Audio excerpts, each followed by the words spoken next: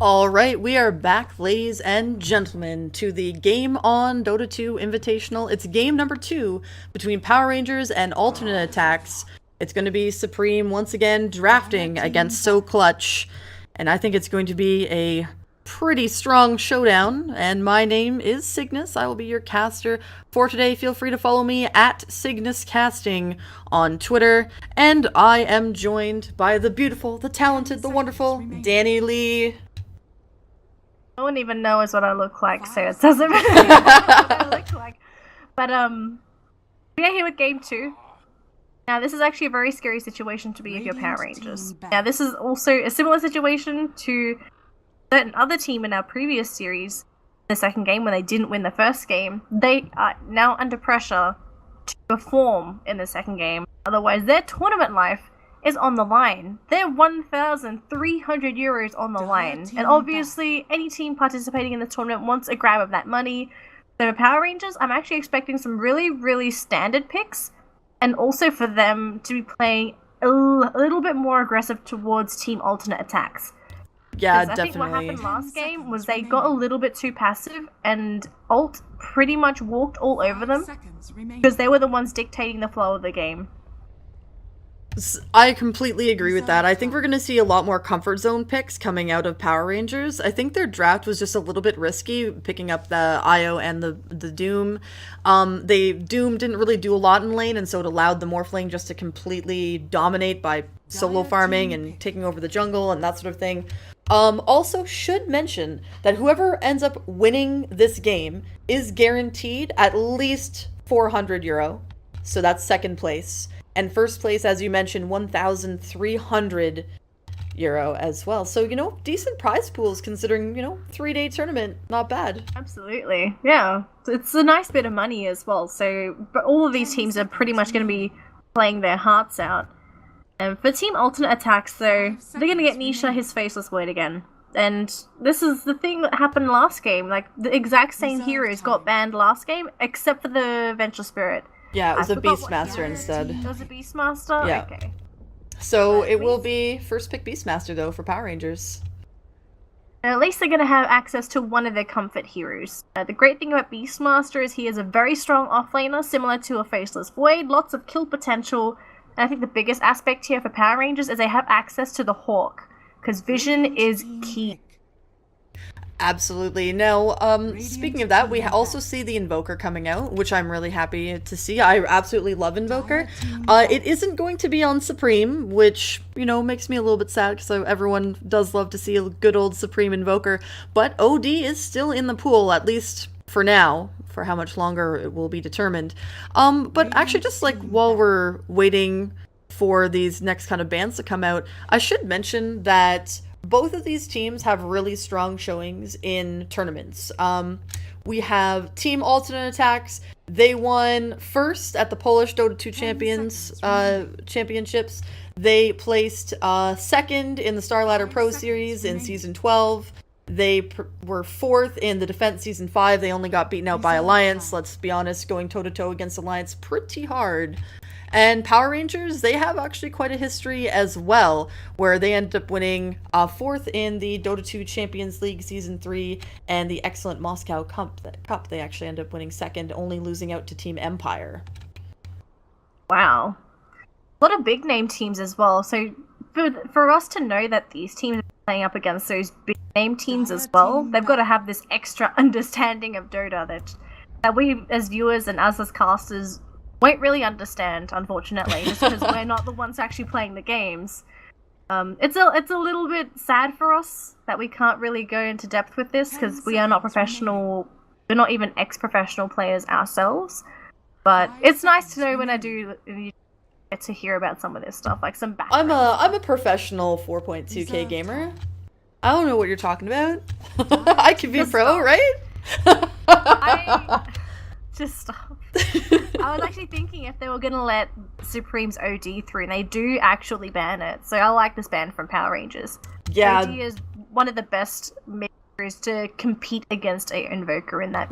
Well, and the last time we saw Supreme pull out the OD, I think you were with me, and he ended up going, what was it, like 18-0 or 19-0, and it was just... It was honestly, Supreme that day, he was probably thinking that he was king of the world. Absolutely.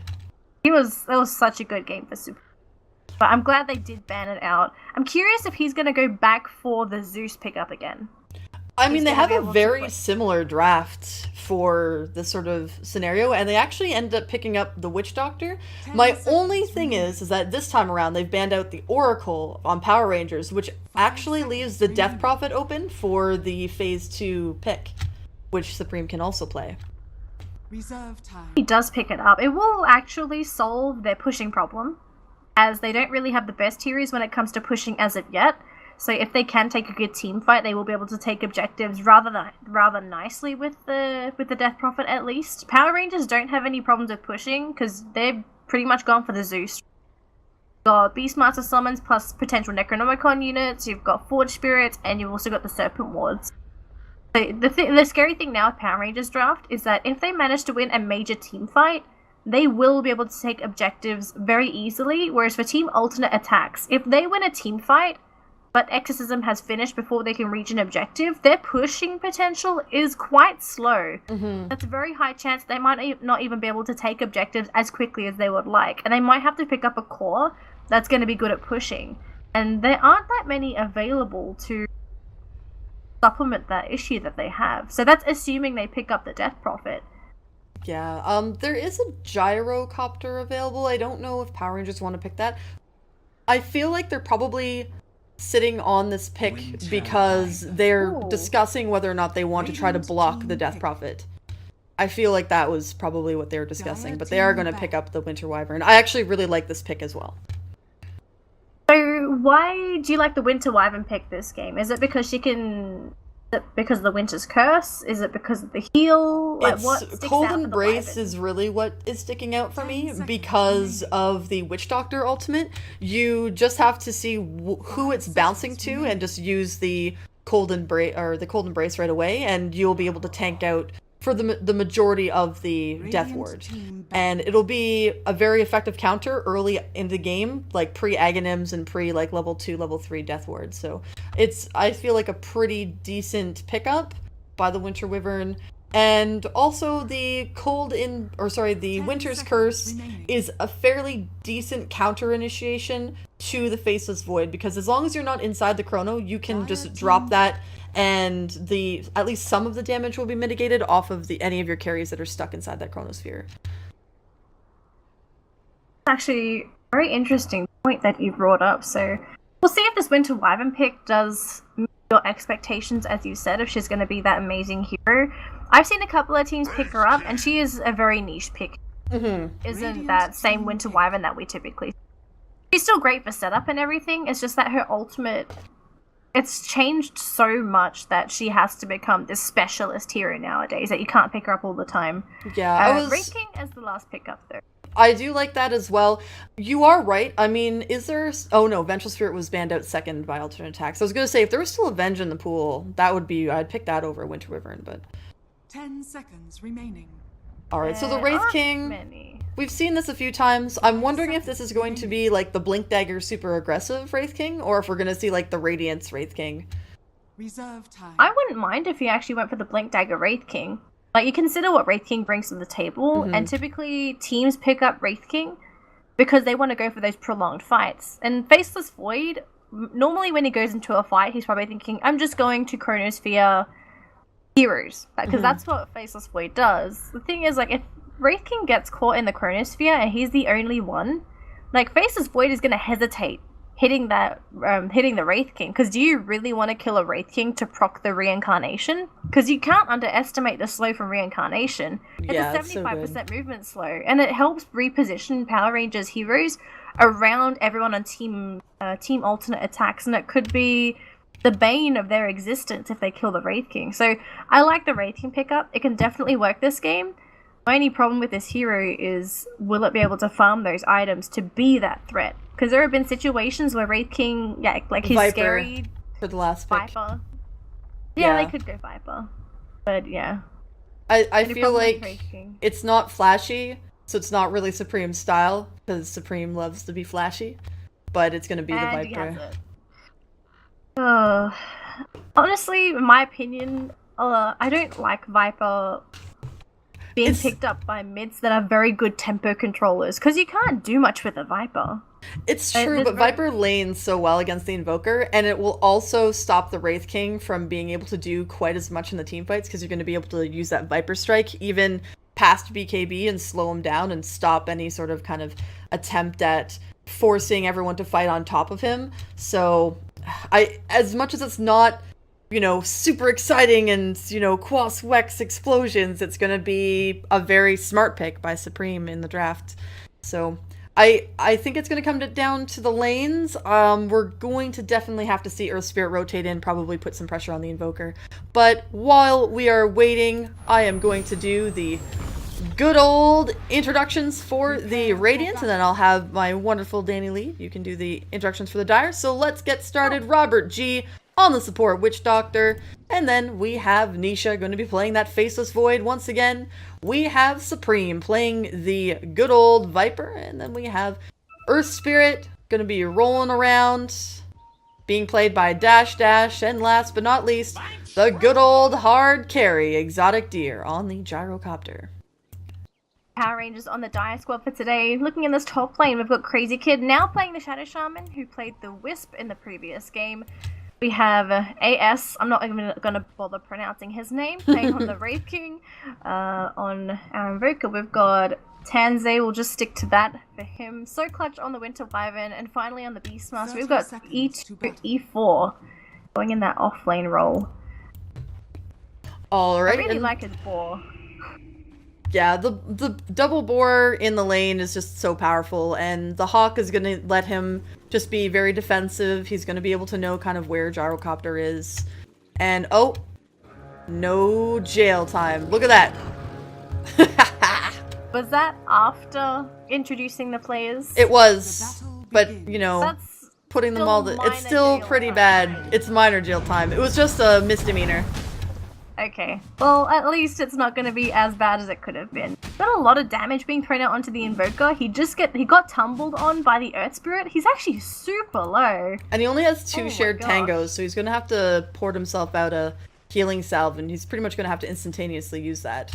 Viper in the lane is going to be able to harass him quite well. Well, Oh, Arctic Burn!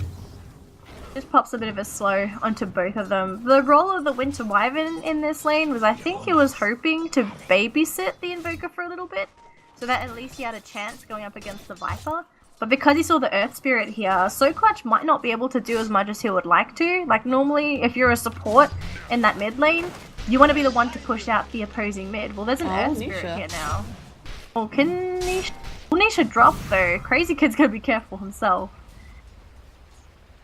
I have mean- to admit, the mana cost on Time Walk is ridiculous. It is pretty low, but there is another Shackle, and of course there will be the follow-up stun that can come out, so Nisha might be in a little bit of trouble here, but 9 seconds. This could be First Blood. Trying to get himself away.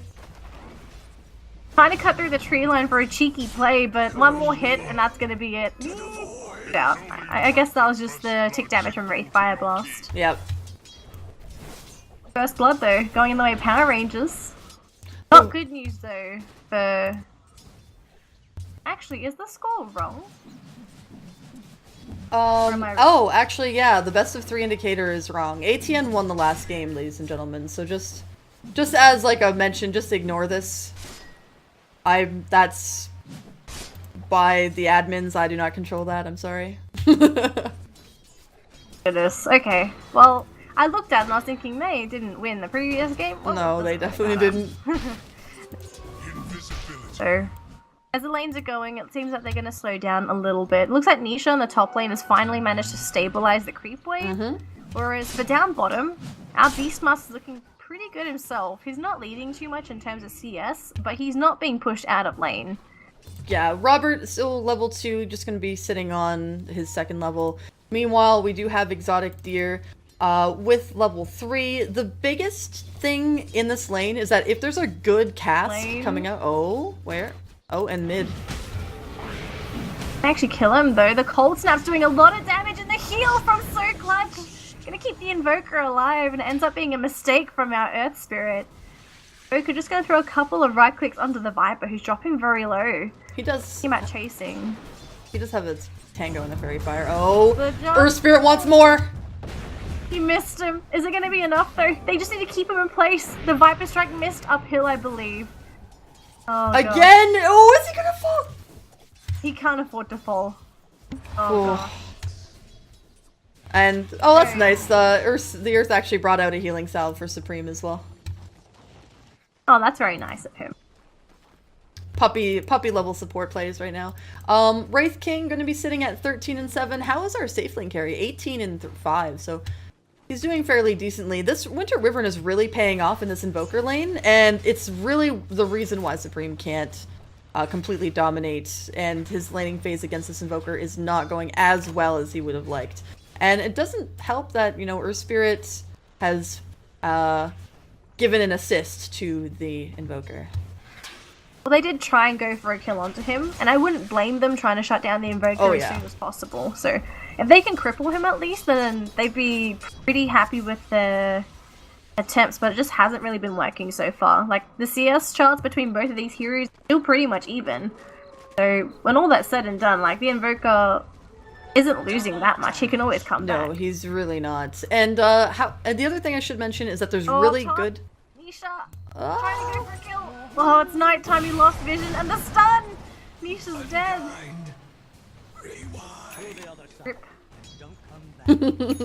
Yep, definitely rip indeed. It looks like Nisha's not having a great lane against the Wraith King. Just so much disable coming out of Crazy Kid, and of course now that Crazy Kid's going to be almost level 4, he's going to have like a double Hex, and on top of that Wraith Fire Blast, just no fun allowed for this Faceless Void. But this is pretty much what happened last time with Faceless Void. He had like a super hard lane, was getting forced out, you know, tried to sort of equalize the kills as much as the CS as much as he could. So we'll see how it goes. I wouldn't call him out. I think Misha just needs to try to stay back a little bit more, but he's almost level 6. I actually remember a topic like this being brought up by a couple of pro players. I think it was, in particular, I was listening to Ice I was talking about this, and he was explaining that in the offlane role, there is a certain rule to say it is okay to die in that lane, assuming you are getting a very, very good trade-off. So you might be giving the enemy opponent a couple of kills, but if it nets you a very early level 6, it is a-okay, because once you hit that level 6, and that's when you want to be active and you make up for the, you know, make up for those kills with rotations. I found that very interesting to hear, because it changes the way that us viewers are going to be looking in the offlane role. You'll be thinking, oh, he's feeding in the offlane. Now you're going to have to think twice and think, is he actually getting a lot of levels in that lane? And like, Nisha died twice, but he's almost 6. So he's essentially won this trade in the offlane role. Oh, in the mid. Got that chrono. Oh dear. These cold snaps are just absolutely on point coming out of Tansy. Every single time this Earth Spirit comes in, he instantaneously is cold snapping him. He always has a Forge Spirit at his side, ready to like proc them, and this Earth has not been able to successfully gank this Invoker yet. Quite difficult for the Earth Spirit if he doesn't get kills to grab those levels, because it's not like he's going to grab it from the Beastmaster. So I honestly would actually like to see the Beastmaster maybe roaming into a different lane. In particular, with the Void in the top lane, bring the Witch Doctor with you and try and go for a kill with the help of that Chronosphere. Unfortunately, Wraith King isn't the best target to grab, unless they can maybe go for a Chrono onto Crazy Kid, who's almost level 6 himself, and if you can grab a kill like that on your Earth Spirit, he'll get a whole bunch of gold from it. But it seems that they're locked onto the Invoker here. Sure that he actually does go down to Supreme. So once again, more economy coming out. Really great Winter Wyvern plays. Is able to just secure a couple levels. But oh, Cold Snap coming out. An Arctic Burn going to continue. Viper Strike actually on the Forge Spirit. Actually trying to slow it up quite a bit. Oh, the Sunstrike lands! He gets the kill on the Earth Spirit, and the Viper can't even kill off the Wyvern! Oh, this Cold Embrace, that's the second time the Wyvern has denied that Viper a kill because of the Cold Embrace. Yeah, Hero was thinking it was going to be more about the Witch Doctor, but it's 100% also against Supreme, this right clicker. He just can't do anything versus this Winter Wyvern. This Winter Wyvern value 100% in this lane, but oh, looks like we are going to get... It's like 3 here, but they're not really doing much, and their carry, Exotic Deer, is there. I don't know if they want to make like a Roche attempt, or if they're just trying to go for Beastmaster. And they kill Beastmaster. He's a pretty tanky hero as is. Got 7 armor and almost 800 HP. Won't be an easy. Alright, so Nisha's gonna pick up the Iron Talon and is sitting at level 7. I would really like to see an early Chronosphere coming out of him on either the Invoker or maybe... yeah, Invoker, honestly. That's my choice. Yeah, why not? Just grab it. I actually got a stack going in the jungle. Yeah, there's crazy economy coming out of Power Rangers. They have like, I think 2 quad stacks right now. And Winter Wyvern's gonna go for another one. Wondering, are they going to be giving some of these stacks to the Master as well? I think it's going to go for to the Wraith King, because he's going to have that lifesteal. He's going to probably be able to run it with the supports. Supports are going to catch up on levels. Wraith King will get the farm, and I don't know if it's going to be a Blink Dagger. I wouldn't actually mind, honestly, seeing the Radiance. I don't know. I have a thing for the Radiance Wraith King ever since I saw it during an Alliance game. Oh, we're actually got a smoke coming through, I believe. Here we go. Yep. Smoke mid lane for Power Rangers. And they do have the Roar online, so any target they're going to be going for should be dead here. So the Cold Snap, the Roar is there, and the Supreme. That's going to be enough to keep them in place, I believe. It goes for a Viper Slap. The Chrono! Does it really matter though? The Rolling Bolt and the cooldown, the reinforcement, it's all there. They're actually going to go for a huge hero kill. They've got 2 so far in the Invoker and the Beastmaster. Crazy Kid to drop. The Wraith King come into the middle of the fray. So Clutch will get out safely. And at the end of the day, ends up being a 3-for-3 trade. It would have been so perfect. Oh, but Nisha... What's this Wraith King? Wraith King does have his reincarnation, so he's going to be more than happy just to continue kind of pecking away. You don't really want to give away that long of a cooldown just to kind of garner a couple last hits, but he's certainly in no danger of dying. That was a really great rotation coming out of aTTaX. It goes to show they're not out of this game. They're behind on kills, maybe slightly in... Oh, actually, aTTaX, the XP that they got from that fight was significant, and net worth are actually about neck and neck, so... Goes to show that aTTaX are still going to be kicking this game. It doesn't matter what happens from Power Rangers, they will be there and they are ready to fight. Like, it just goes to show as well their game sense. Like, if you see nobody on the map, you have to presume that there's going to be a smoke gank somewhere. So it's actually just a pure support stacks coming out of here. Winter Wyvern using up, of course, this Splinter Blast and the Shock coming out of Crazy Kid. And they're both going to pick up their level 7s, level 6s for So Clutch. I think he missed that stack. Yeah, he did. Oh, did he miss the stack or did it actually stack? I don't know if it was the one middle. Yeah, it was already a double stack. Oh, okay, then that's fine. He missed it for sure. But yeah, the Winter Wyvern still hadn't had that level 6. I'm actually wondering, does that level 6... Oh, we didn't see the Beastmaster die. Oh! Down the bottom. Oh, hello. Nice big crater for the Beastmaster. I'm actually curious, if Clutch had that Winter's Curse in the mid lane, would that have actually changed anything? Absolutely, 100%. If there was level 6, that fight probably would have gone completely in Power Rangers' favor. Because you'd be able to stop the follow-up. Oh, actually, you know what? No. The call down was really the big Clutch move there, so maybe not. Oh, there's the Chrono going out. They want to try to force out the reincarnation. There is the stun. Another teleport response, and there's the Death Ward. A Blade Mail out on the Wraith King. Pretty Another tanky slow, too. and he will go down. That's really great. It's great, but they had to commit, what, 4 heroes to kill the Wraith King? It's true, but the cooldown on the reincarnation is like 245 seconds plus. But look what Power Rangers is doing. They saw that everyone on the side But everyone on ATN is up top and they used all their major ultimates. Like, this is just the go call for Power Rangers to take that Roche. It's going really slowly, though. But ATN doesn't really know it's happening, though. Oh, they're gonna ping it now. But they might know it now. But I think they're too late for this anyway. Yeah. They're just commit to the top tower. Maybe commit to going for tier 2, maybe? Is there teleports on everyone? Yeah, there's teleports on pretty much everyone. Oh, but Wraith King. Wraith King! This time. Oh, Robert! He was so close. Did they actually see him? They knew he was there, the pinks. I presume they caught a glimpse of him at least. Unfortunately, Cask is not enough to keep a Wraith King down. Yeah, there's no dire creeps, unfortunately, to bounce off of in that engagement. Looks like we do have Invoker Winter Wyvern a little bit pushed up. There is a line. The cooldown. Oh, that's the end of the ranking again. These are really great pickoffs, honestly, for both. Wraith King is at the top of the overall CS chart, and we're actually just going to swap over to net worth. So it's 6.7 on the Gyrocopter, 4.8 on the Faceless Void, who, you know, we thought was having a really rough time. But tier 1 looks like it's going to be going down in the bottom.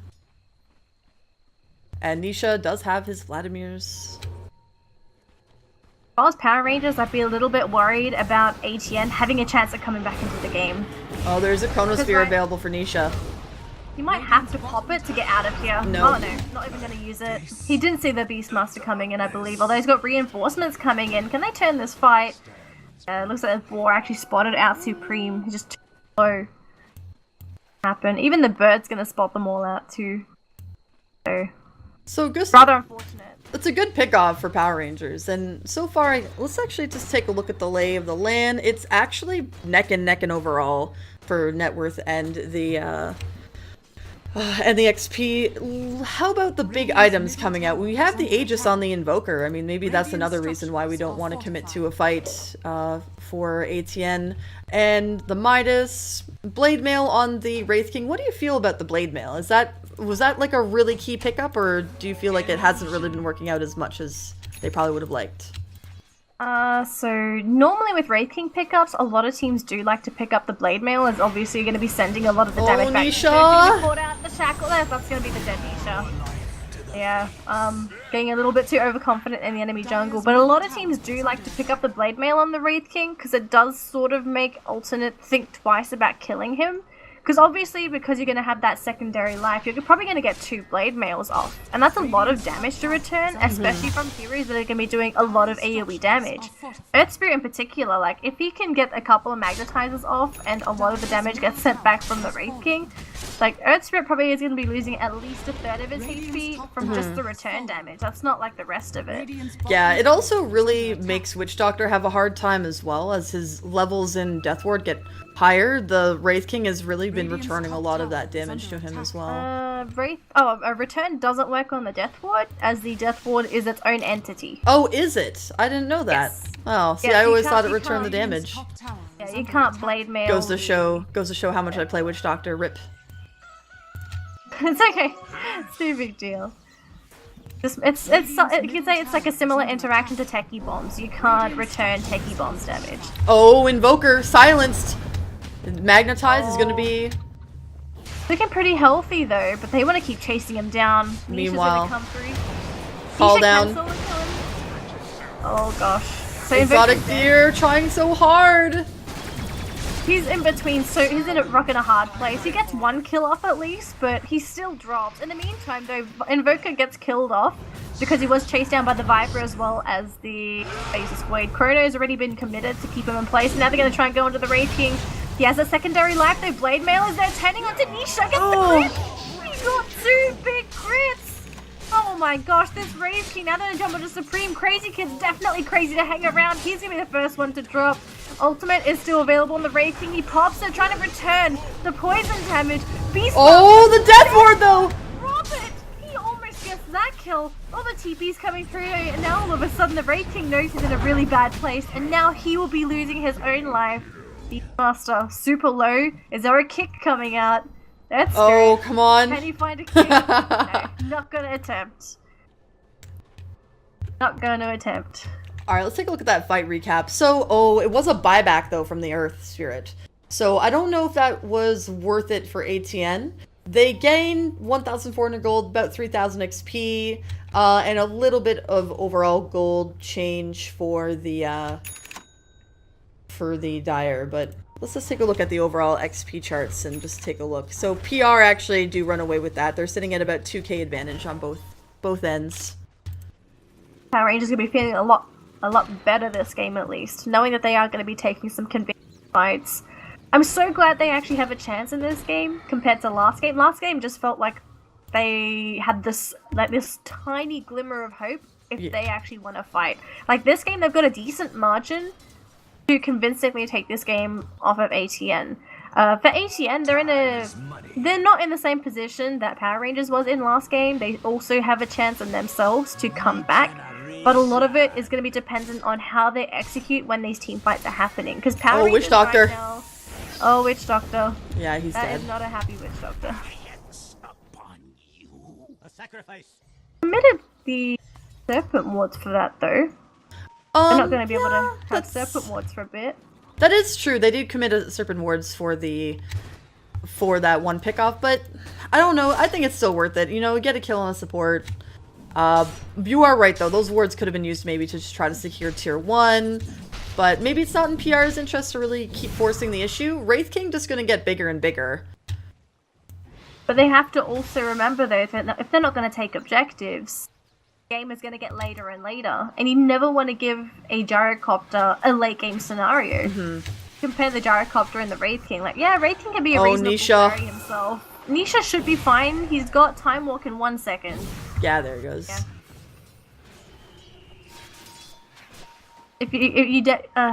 If Wraith King can also reach a late game scenario, but in most situations, he will never reach it as quickly as a Gyro will. Yeah, it's very true. Gyro does farm significantly better than a Wraith King. It's just that ability to use that flat cannon on, you know, ancient stacks, that sort of thing. Oh, what's going on here?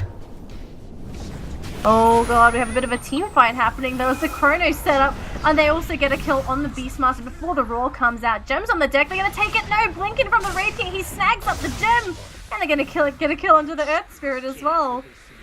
Just when they thought they could grab a Gem, they don't quite get it. Supreme TP's in the corner of the tree line.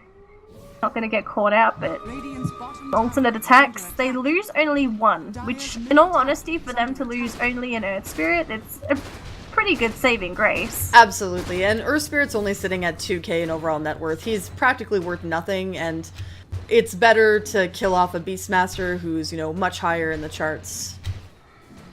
Actually, the Beastmaster's net worth is not that great either. No, not really. Able to find much farm. But the supports on PR are doing much better than the supports on the Radiant. I mean, that's going to be a pretty big deal later on. That economy that was coming out of the jungle from the Winter Wyvern is really paying off now, and they're going to be able to get, like, their next kind of big items. Oh, there it is. Wards go down. And I don't think we're going to see anything out of this. There's no Chrono for another 38 seconds, so the main initiator for alternate attacks isn't ready to go. Without the Chronosphere, that's a lot of the lockdown on the side of alternate attacks. Without it, they can't really go in unless they potentially get ready to sacrifice their Earth Spirit, perhaps, but there's so many disables and orientating spells from Power Rangers that you really want to control as many as possible. So Chrono obviously going to be the higher priority spell when it comes to these team fights. Certainly, and yeah. I feel like, you know, ATN isn't out of this. They are behind. They're not in as much control as PR. Oh, there's going to be smoke, though. Radiant's bottom tower. They find anything. Oh, I hear a roar. They're going to jump onto Supreme. That's going to be the end of the fight. But the Chrono onto 2, though. They already used Roar, so Beastmaster doesn't mind. There's a Hex onto the Void. He wasn't able to do anything. Now he's going to be hit on by both the Invoker as well as the Beastmaster. Cooldown is there. Just slows them down a little bit. 2 already dead for Team Alternate Attacks. Power Rangers lose nobody. Chrono is also off the map for Team Alternate Attacks. And it seems that Alt might have to rely on high ground to bring them back into this game, because they are by no means in any position to fight Power Rangers head on. Yeah, absolutely. I completely agree. This Blink Dagger is really paying off for the Wraith King. And not only that, it's the Chronos have not been extremely stellar out of Nisha. I mean, there's been a couple, but that team fight was definitely down to just they don't have quite the right positioning. That is also on PR's side. They're playing very carefully, making sure that they're not grouping up, you know, in an extremely tight scenario. There's also, I should mention that there is a Yules on the Invoker, so it will kind of help slow down that damage going to be coming out of anyone who is around the Chronosphere. We also have a fresh BKB picked up on the Gyro. We're also going to have Magic Immunity to work with, which, with the Gyro this game, like, he's picked up a Yasha, he's got Helm of the Dominator. Like, this game, he needs the BKB. Absolutely, I agree.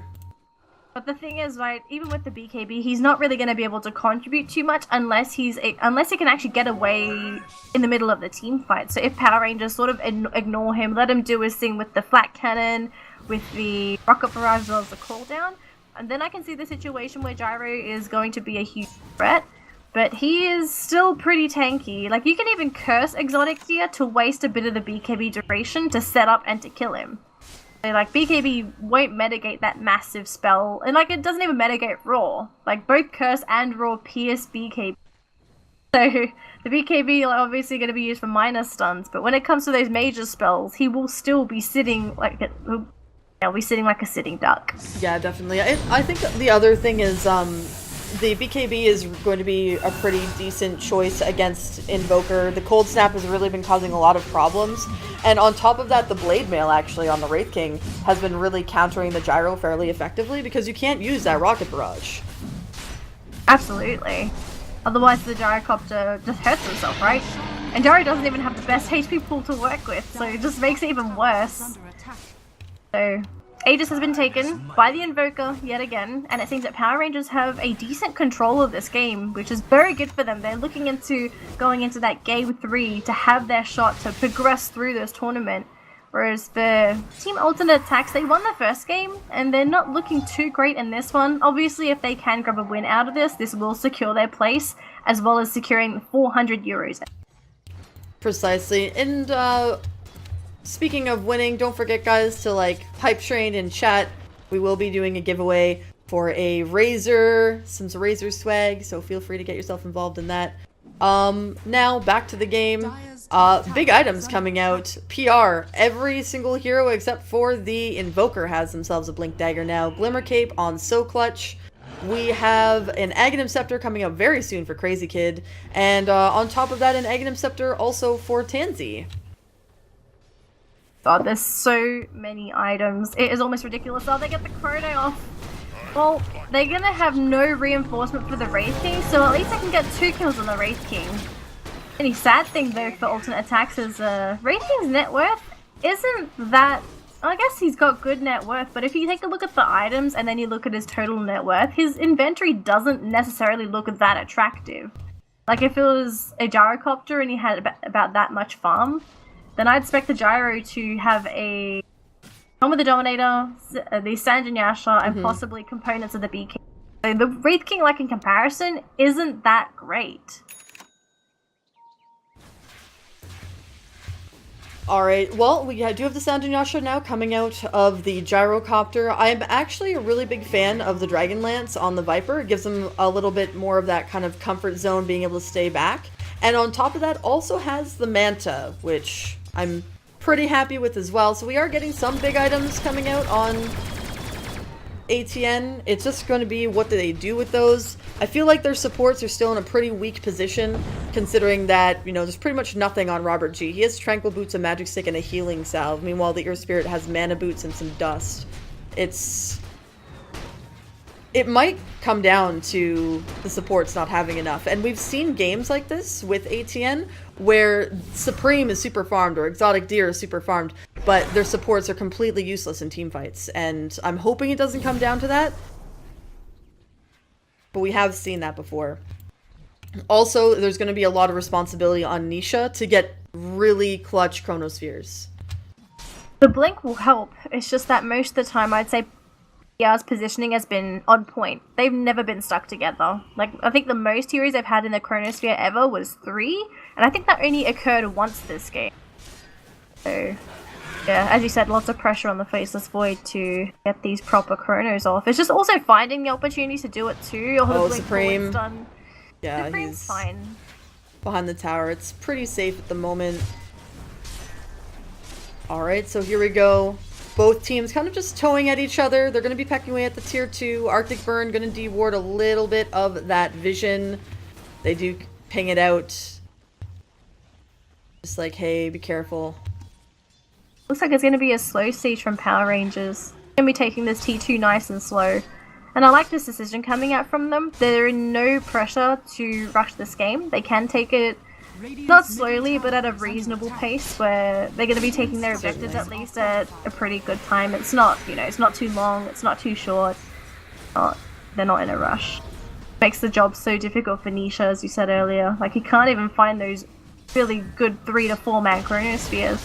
Like, right now I could possibly get 3 max. That's it. I don't think I can get 4. PR are definitely being very self-conscious of their positioning and did not give Nisha a single opening. It's well done by PR, and it certainly shows that they are really putting forward their best foot to try to bring themselves to victory, because if they lose this game, they're out of the tournament completely. So overall, for Team Alternate Attacks, what do you think has been a major issue outside of them not being able to get that main initiate? Also, their potential not winning lack of damage? the lane versus Viper, or Viper not winning his lane is one of the biggest issues. He needed to win it, and there wasn't enough pressure from ATN to come into the mid. Yeah, they rotated the Earth Spirit, but he just didn't do anything. He wasn't effective. And in comparison to the Winter Wyvern. And I was like a little bit, you know, iffy on the Winter Wyvern pick, but now I'm like completely on board. The Winter Wyvern has really been key here. Now we do have a potential rotation. Everyone's smoked. ATN are playing very carefully. You can see their positioning. They kind of have a suspicion. Oh, there it is, going on Nisha, Winter's Curse. Now, he is pecking him away at him, but it's not really going to do much. Exotic Deer is also locked down inside there. Crazy Kid going to be getting the Death Ward to the face. Is there really much else that he can do? He's now escaped. Goodbye to the Invoker, and BKB expired on Exotic Deer, but they're going to continue right-clicking down. There will be the... Oh, no reincarnation, sorry. And they're just going to farm away. That's a 5-man team wipe for Power Rangers. What happened? Danielle? Daniel Lee! That was a disaster. That was just terrible, unfortunately. So, the Winter's Curse. So, they managed to at least lock down one hero with the Winter's Curse, and the Wraith King was actually trying desperately to get right on top of that hero. That hero didn't even die after the Winter's Curse. Like, they took no damage from the Wraith King. And I think the only other hero that was hitting that hero was the Witch Doctor. So, honestly, like, the Winter's Curse pretty much did nothing in that fight. It was just like Power Rangers getting picked off, unfortunately. It was just... everything went disastrous. Yeah, Could we say that everything that could have gone wrong went wrong? I completely agree. I'm just really surprised because during that team fight, we saw Wraith King hitting the Faceless Void, which he's Winter's Curse. I understand that you want to kill him, but he's not taking any damage from your right clicks. It was, I don't know, he should have maybe prioritized someone else. I know that they wanted to stop the Chronosphere from going off, but it was like probably 3 seconds of DPS that could have been on some other hero. Oh gosh, 30 second cooldown left on the Chronosphere. This is actually a really short cooldown, because if they can hold down the fort for another 20-ish seconds, or at least hold their positioning, they can force another fight into Power Rangers. Now, they have to cross their fingers. If they can get a similar fight to what happened previously, they probably would have won back a huge amount of gold.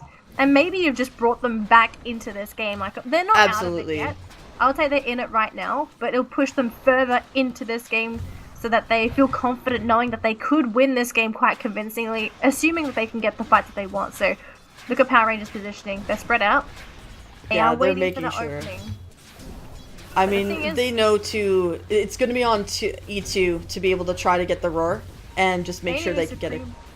I only see Supreme. Everyone's smoked up. Yep. They're going to take the bait, though. Power Rangers know this is a bait. Oh, there it is. And Exotic Deer shows himself. Oh. There's the BKB on Supreme. Viper Strike! Exotic Gears in the tree line, no one's there to actually help him out. So all of a sudden, Exotic Gears pops the BKB. What is this fight with Power Rangers? This is so messy. They even get a Chronosphere onto the Invoker. Okay, after this fight, we need to actually discuss what happened. That was incredibly messy from Power Rangers. They had the Beastmaster in the tree line. He went It was straight so to the raw good. onto The gyrocopter. execution! The The execution! execution was beautiful. It just felt like it was a lost fight for Power Rangers because all of these initiation spells went off, but there was no follow-up. Like, I can understand the Winter's Curse being there to buy time to keep heroes on the side of the map while you're trying to focus down others, but you roared the gyrocopter and you had no follow-up. So what do you think is going to happen? He will BKB and he will kill you. That's precisely what happened. I can't believe it. It came down to 2 team fights. It was that last team fight. There was complete disaster. aTTaX were back in the game. They were super strong. And then they won that second team fight. And now they've secured themselves 2 barracks. This is insane. Power Rangers were ahead. Meanwhile, yeah, okay, they're going to try to do like a little bit of like this rat thing. But it's a tier 3 tower. And you've just secured yourself 3 racks. Okay, so 3 racks, not 4 racks. Radiant's middle tower has fallen. Oh my gosh. And those fights happened so quickly. Those fights probably happened... Shadow Shaman died. Trying to escape, yeah. Those fights happened, I think, within the span of 5 minutes from each other. That just goes to show how close those fights were. It wasn't even 10 minutes later. It was approximately 3 to 4 minutes afterwards. It was just alternate attacks feeling confident after that first win and saying, okay, we're going to try and push into Power Rangers. Let's try and win it again. And they certainly did. I don't know what happened to Power Rangers as a team. Like, up until this point, they've been playing beautifully as a team. Like, they would have the coordination. They knew what they wanted to do. Like, the plan was set. They knew what they wanted to do as a team. And it sort of felt like they may have lost their way. And they've lost a little bit of that communication. And Yeah, it's really just- hurting them as a team. I completely agree. It seems like maybe there's something that maybe we're missing. There just wasn't clear communication, or maybe Power Rangers got a little bit, you know, they're a little bit too confident going into these team fights. They didn't realize that, you know, it's only 1 team fight away for aTTaX to be able to be back in this game. And now if you take a look, both the cores on the Radiant are sitting up at the top, Invoker at 1300, and Wraith King now way down at 12. And you've also mentioned like the items coming out of the Wraith King aren't exactly scaling very well. They're not the best items, and that's gonna be... Oh, was that an Aegis Steel? He did! He stole it! Oh my god! Oh gosh. And I actually used the Winter's Curse to try to kill off Nisha, and he didn't even die! That's me 2 heroes dead! There's one with no buyback, but the Winter Wyvern has buyback, but let's be honest. Winter Wyvern with buyback and no Winter's Curse, like, what does she provide you? Nothing. Nothing. I guess the good thing for Power Rangers is that there is no Aegis for alternate attacks, but you still have to deal with the heroes. So at least I don't have to worry about that extra life that could have been on that Viper or could have been on that Faceless Void. I was not seeing a Shadow Shaman Aegis Steel. That came out of nowhere. That was ballsy. I like it. It's also because that there was no high ground vision coming out from alternate attacks as well. If they did have an observer ward up there, then they would have been able to spot it before it happened. So, yeah, for them to sort of let that happen... Do they even have any wards on their heroes? I don't think they do. I'm pretty sure if they did have observer wards, they would have plopped it down. They're probably thinking that no one was going to be there. But you are very, very wrong. Definitely a Shadow Shaman there. Alright, so Faceless Void's picked up a Manta. He is also 30 seconds away from the Chrono. Exotic Deer sitting on the Butterfly and Cheese, so he did manage to get himself at least a little bit of cushion time with that Cheese pickup. The BKB is sitting at 8 seconds, so still fairly decent timing on that. And is sitting on 4k gold, so has buyback and potential for another big item if he so wishes. This is going to be rough. They're going to go for that tier 2. What's Power Rangers trying to achieve right now? They're not in their base, they're all in that bottom lane. Is it just a farm? I Because they're think all it coming really back is right just a now. farm, but they really need to get back to this tier 3. This is going to be the team fight right here. This is what determines. And we're kind of back to like what we had previous in this series, a very intense high ground defense. PR need to be on Oh, top of the game for look at this. Crazy. There it is! You come in from the side. They're gonna try and go. They're trying to jump on the Supreme every time, but it's a Viper. This is a naturally tanky hero, so Wraith King's the first one to drop. The board is bouncing between all the heroes. The Winter's Curse is there to keep the Earth Spirit in place. Are they gonna actually be able to do anything about this? They lose the Wraith King. This game is not looking that great, unfortunately, because Power Rangers are gonna lose clutch in a moment. That Winter Wyvern does a buyback, and it's GG. It's GG. A 2-0 victory for Team Alternate Attacks. They held on, they bring the game back, and they bring it back strong. What a Wow, what a great rally from ATN. 3 team fights in a row, and that's all that it took for them to secure that victory. So they are going to be going into the grand finals. Danny Lee, give me the lowdown. Let's just go over this game one more time. We will go over the game one more time. So we will agree that Power Rangers did have a very good laning phase. Absolutely, Yes. yeah. And for Alternate Attacks, it looked like it was actually spiraling downwards. They had all the tools necessary, but it was just Power Rangers doing everything correctly. They positioned themselves nicely. Alternate Attacks would try and go for counter initiations, and it wouldn't work. And it all came down to high ground. That was it, I believe. Well, not just high ground, but also that top T2 tower. That one fight, I think, dictated the fate of Power Rangers. If they actually didn't lose that fight, I think they would have actually taken this game either soon or maybe like another 10 minutes from now. Their high ground wasn't the best, honest. Yeah, that high ground execution just wasn't really all that. There wasn't really that much value from it. The other big problem that I found was that Wraith King's item choices, while effective, it just wasn't like it didn't feel right with the strategy that they were trying to go for. I feel like, yeah, okay, blade mail, it's kind of cool, but it's also just, it's a little cheesy. It could go maybe for something else. I don't know. It worked out good early game, but I can't believe it. 3 team fights, that's all it took, and now we have Team Alternate Attacks going to the grand finals against Ad Finum tomorrow. I'm so excited. It's gonna be great. I'm so excited.